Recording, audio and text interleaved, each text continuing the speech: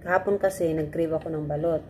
So, from here, I think, ilakad ko yata yung 5 kilometers para lang makahanap ako ng balot. So, nung nakakita na ako, na nakita ko na may nagtitinda ng balot, bumili ako ng 10 kasi tag 30 pesos yung isa. Kasi kung nakaninang isa, so 4 na lang. So, ito yung imumukbang ko ngayon. Wait, papakita ko sa inyo.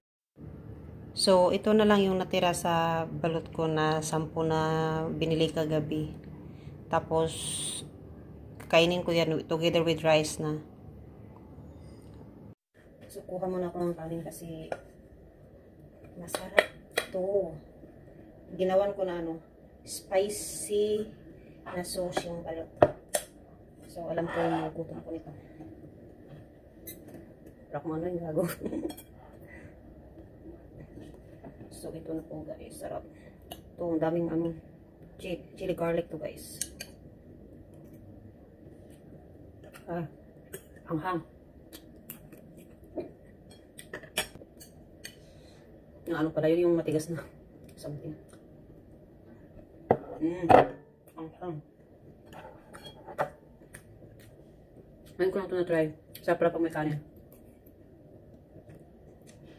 Ito yung bibig ko. Super ang hanggang. Sarap.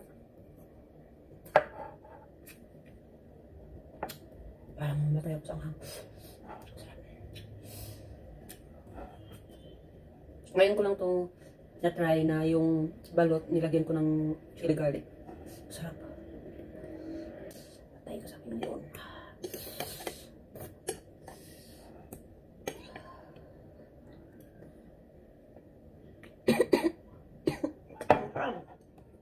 Pero masarap. Gala ko lang. Sarap lang guys. Nagawa ko ulit nito. Kasi yung kapatid ko rin, gusto din yun ng balot. Pero hindi pa siya nakatikim na yung balot nilalagyan ng chili garlic. Masarap na, masarap. Ang daming sili. Sili to.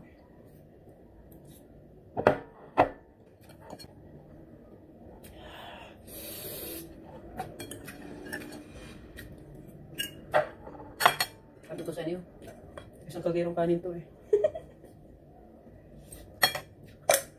Guys, tingnan nyo. Puro sili yan at saka garlic.